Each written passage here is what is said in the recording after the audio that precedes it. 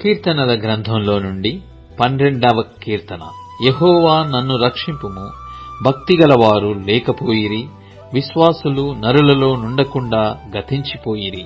అందరూ ఒకరితోనొకరు అబద్ధములాడుదురు, మోసకరమైన మనస్సు గలవారై ఇచ్చకములాడు పెదవులతో పలుకుదురు. యెహోవా ఇచ్చకములాడు పెదవులన్నిటినీ, బింకములాడు నాలుకలన్నిటినీ కోసివేయును.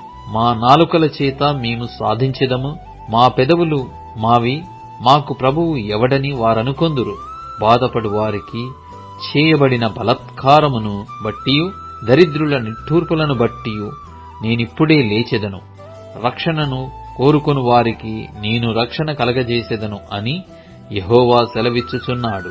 యెహోవా మాటలు పవిత్రమైనవి, అవి మట్టి మూసలో 7 మారులు కరిగి ఊదిన వెండియంత పవిత్రములు. యెహోవా, నీవు దరిద్రులను కాపాడెదవు, ఈ తరము వారి చేతిలో నుండి వారిని నిత్యము రక్షించెదవు.